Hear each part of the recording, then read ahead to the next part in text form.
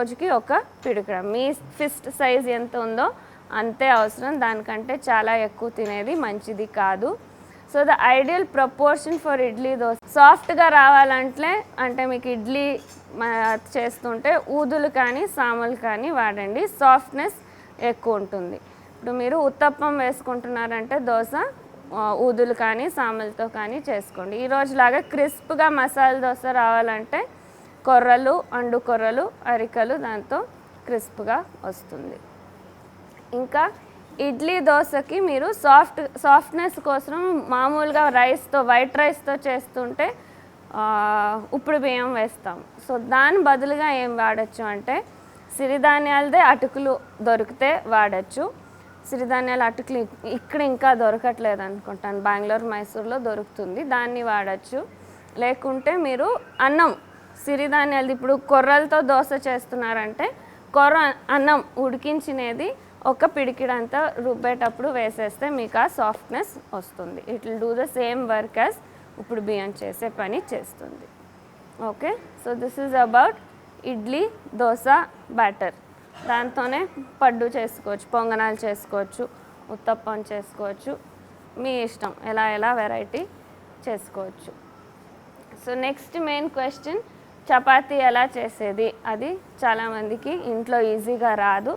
So దానికి ఒక simple technique ఉంది, చేసి చూపిస్తాం, దాంతో ఒకసారి చెప్పేస్తాను. దానికి కూడా 1:4 ఉరుద్దాల పిండి 1 part, 4 parts సిరిధాన్యాల పిండి కలిపి వేడి నీళ్ళల్లో ఊరికే అలా కలిపి చేసేదానికి కొంతమందికి అవుతుంది. ఎవరికి జొన్న రొట్టెలు చేత్తో చేసి అలవాటు ఉంటుందో వాళ్ళకి ఈజీగా వస్తుంది. అది రాని వాళ్ళకి కొంచెం ఎలాబొరేట్ ప్రొసీజర్, దాన్ని ఇప్పుడు చేసి చూస్తాం.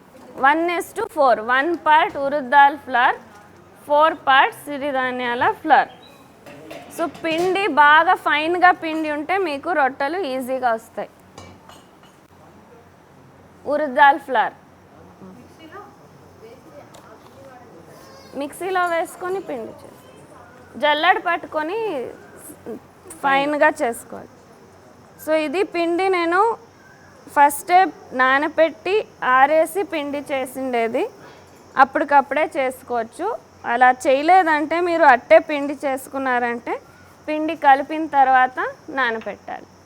పిండి కలిపిన తర్వాత నానబెడితే ఇంకా ఈజీ అవుతుంది. ఇక్కడ చేసేటప్పుడు ఇక్కడ ఇమీడియట్ చేసి చూపిస్తున్నాం, కానీ ఇంట్లో మీరు చేసి ఒక 2 గంటలైనా అలాగే ఉంచితే చేసేది ఇంకా ఈజీగా అవుతుంది. సో ఇప్పుడు నేను 2 cups ఊదల పిండి తీసుకున్నాను, 1/2 cup ఉరుద్దాల పిండి. Okay, so 1:4 ratio. 1 cup నీళ్ళు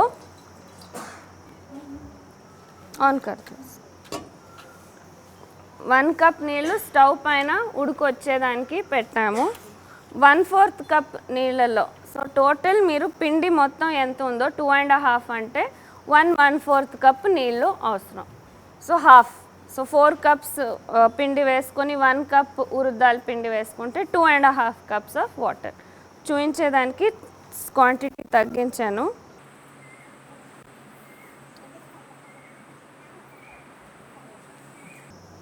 సాల్ట్,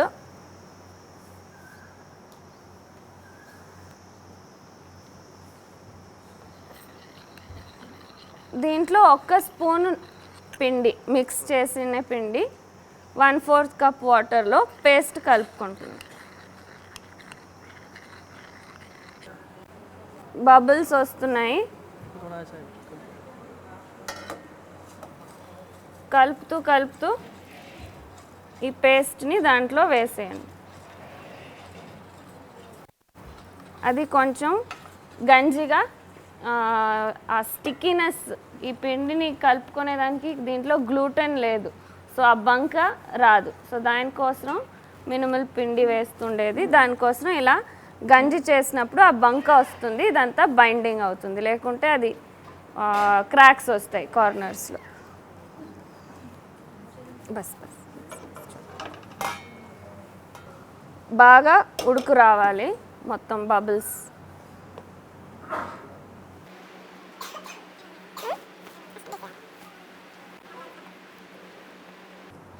బాయిల్ అవుతుంది అన్నప్పుడు మిగిలిన పిండి దాంట్లో వేసేసి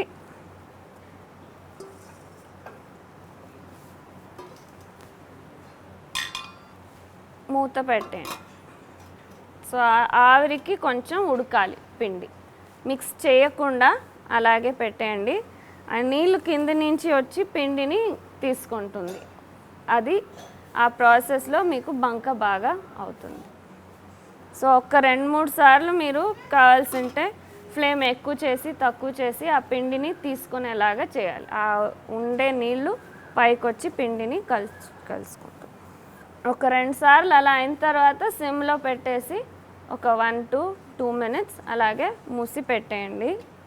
కుండలాగా ఉంటే ఇంకా బాగా అవుతుంది. ఆ నీళ్ళు వచ్చి తీసుకునేది పిండిని బాగా జరుగుతుంది. ఆ కుండ షేప్ ఉంటే ఆ నీళ్ళు వెనక్కి వస్తాయి. ఆఫ్ చేసి కొంచెం అలాగే వదిలిపెట్టేస్తాం. సో నెక్స్ట్ ఫ్రైడ్ రైస్ చేస్తున్నాము. ఫ్రైడ్ రైస్కి ఫస్ట్ సాస్ చేసుకుందాం. కుసుమల నూనె వాడుతున్నాము.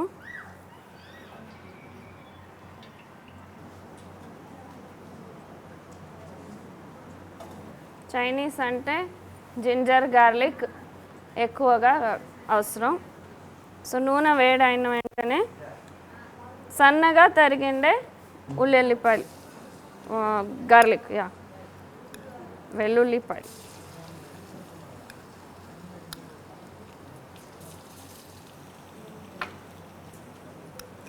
జింజర్ గ్రేటెడ్,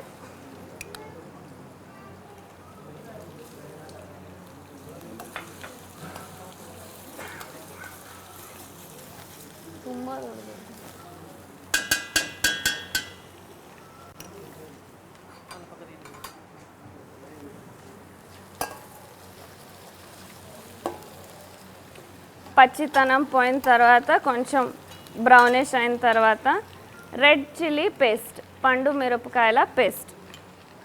పండు మిరపకాయలు దొరకలేదంటే రెడ్ చిల్లీ పౌడర్ వేసుకోవచ్చు, but best to use paste. So soy sauce avoid చేసేదానికి, since it is genetically modified and processed, tomato paste, ఒక టొమాటో బాగా ఫైన్గా పేస్ట్ చేసుకొని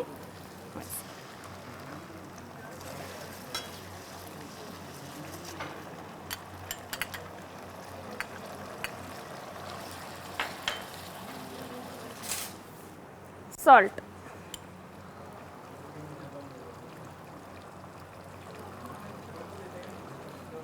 ఒక స్పూన్ బెల్లం పాకం. సో ఇది సాస్ మీరు చేసి ఫ్రిడ్జ్లో పెట్టుకోవచ్చు. It will stay for 10-15 days. బాగా ఉడికించాలంత.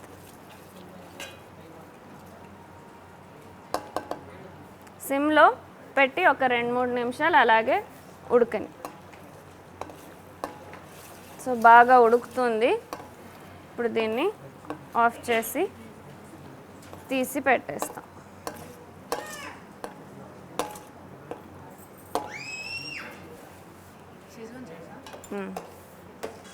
Without soy sauce, Schezwan sauce.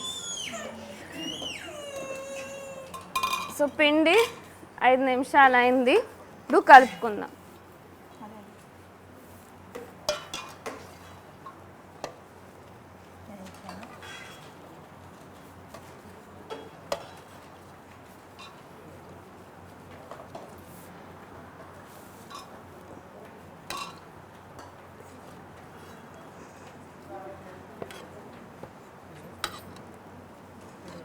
బౌల్లో వేసుకొని చేత్తో బాగా పిసకాలి. మీరు ఎంత పిసుకుతారో అంత బాగా అవుతుంది, సాఫ్ట్గా అవుతుంది.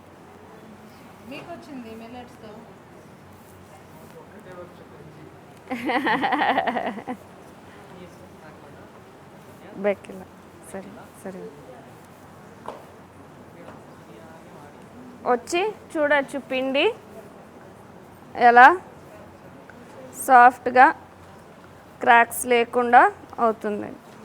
ఎవరు చపాతీ ఎక్స్పర్ట్. పిండి రెడీ అయింది. ఒకటి ఒత్తి చూడండి.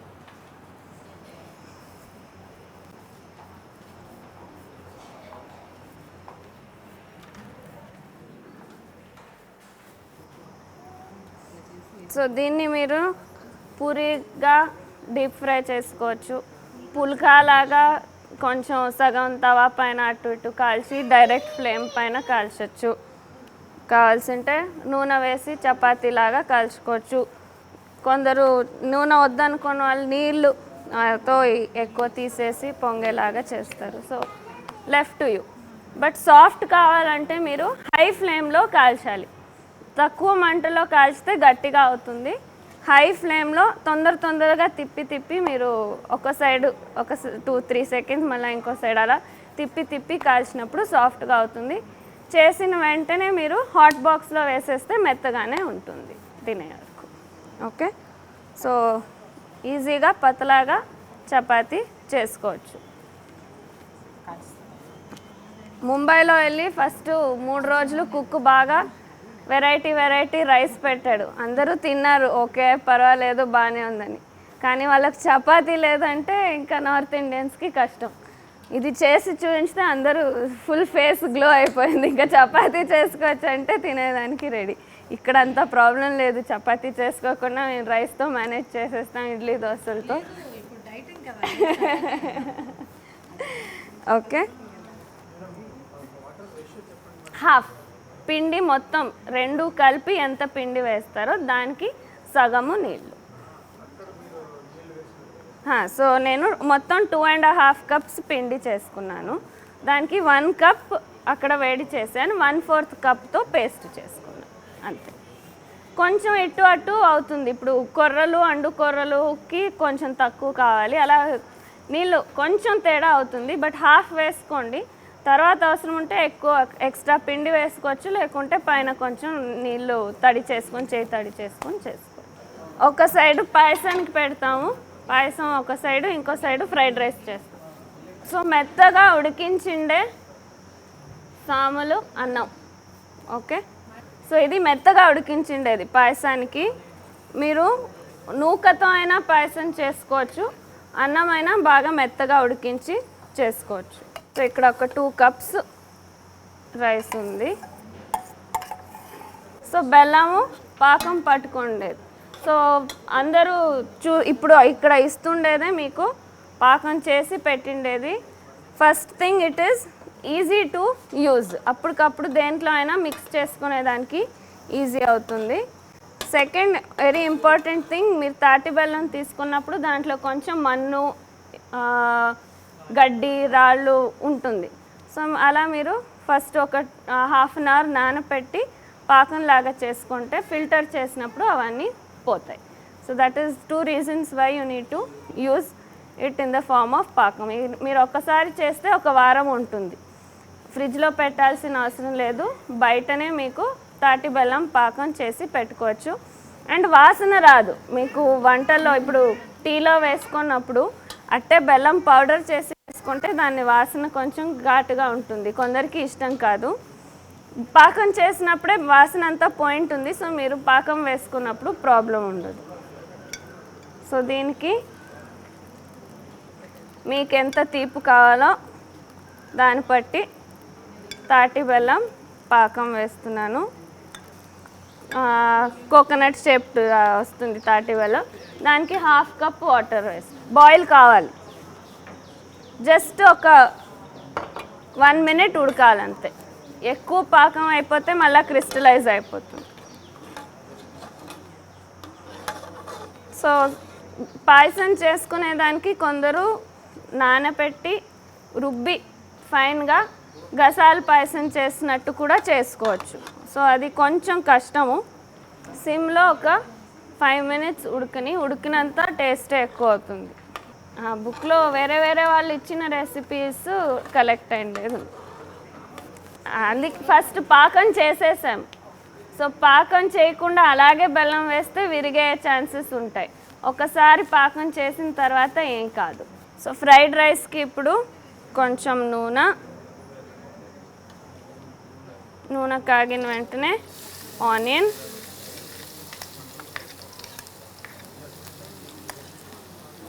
మిర్చి, అప్పుడే దాంట్లో కారం ఉంది సాస్లో, సో కొంచెం తక్కువ వేసాను. Carrot,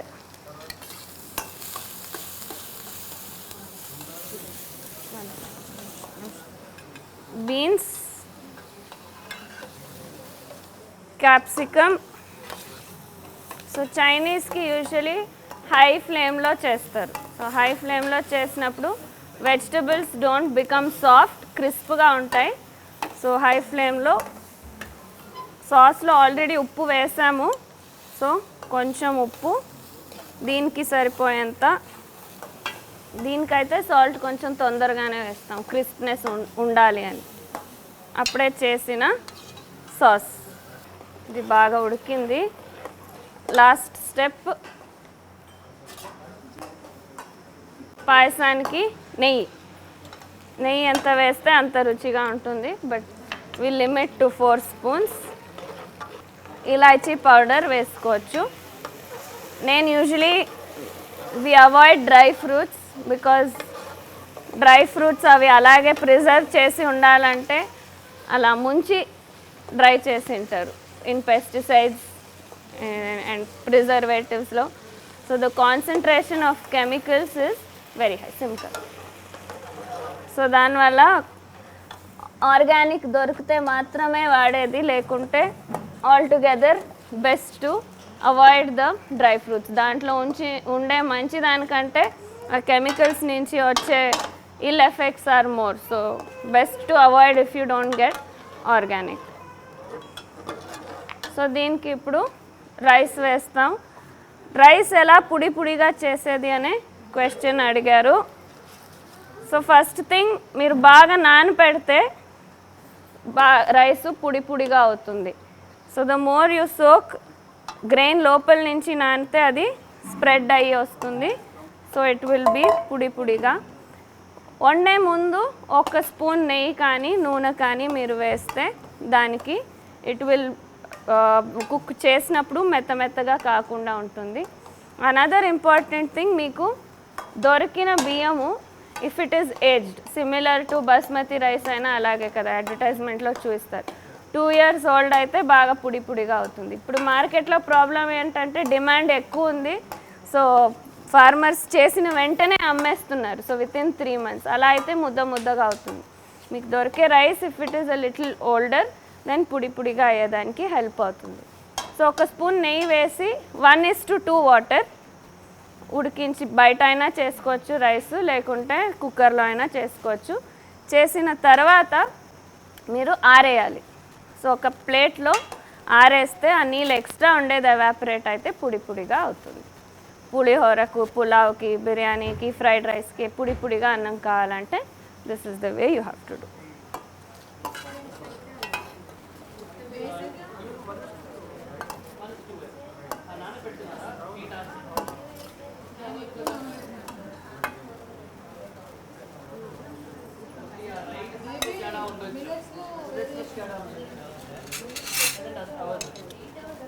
test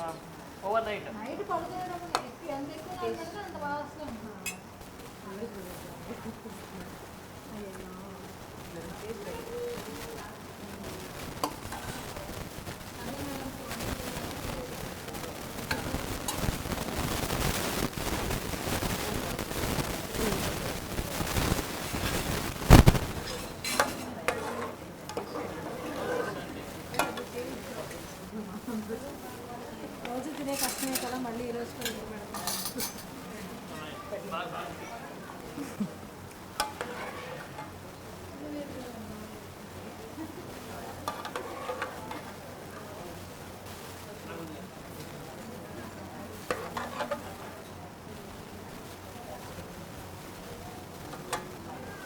so we only have to think of alternatives. Soy సాసే వాడాలి అనుకుంటే తెచ్చి వాడతాము, మళ్ళా ప్రాబ్లమ్స్. బట్ పులుపు కోసం వేస్తున్నాం. టొమాటో ఇంట్లో ఉండేది పేస్ట్ చేసుకొని వాడచ్చు. సో అలాంటి షెజ్వాన్ సాస్ ప్యాకెట్ తెచ్చి వేసేదానికంటే ఇంగ్రీడియంట్స్ ఏముందని ఆలోచించుకుంటే ఈజీగా ఇంట్లో చేసుకునేయచ్చు. రెడ్ చిల్లీ పేస్ట్ దొరుకుంటే మీరు కొంచెం చిల్లీ పౌడర్ వేసి వెంటనే నీళ్ళు వేసి దాన్ని ఏదైనా పిండి ఊదల పిండి కానీ సామల పిండి కానీ వాడి దాన్ని సాస్ థిక్నెస్కి చేసుకోవచ్చు. So alternatives are available if we want to do it. కొంచెం ఎఫర్ట్ అవసరం అంతే, కష్టమని ఏం లేదు. సో ఈవెన్ బిర్యానీ కూడా చేసుకోవచ్చు. ఈ పిండి ఫ్రై చేసి కట్ చేసి మసాలా పూరి ఇంట్లో చేసుకున్నాను. సేవ్ పూరి మసాలా పూరి చేసుకోవచ్చు. సో నథింగ్ దట్ మిల్లెట్స్ తింటుంటే చాలామంది అంటారు, అయ్యో పాపం నా పాప మిల్లెట్సే తింటుంది, అయ్యో పాపం వాడికి నేను మిల్లెట్సే పెడుతున్నాను, నా కోసమే వండుతున్నాను, వాడికి పాపం అదే పెడుతున్నాను. పాపం ఏం లేదు. You are giving them the gift of health by making good food, and you can surely make tasty food as well. It is in your skill of cooking. Okay, so group lo please continue to share. మీరు కొత్త కొత్త experiments చేసి సిరిధాన్యాలతో మంచి మంచి వంటలు చేసినప్పుడు photo తీసి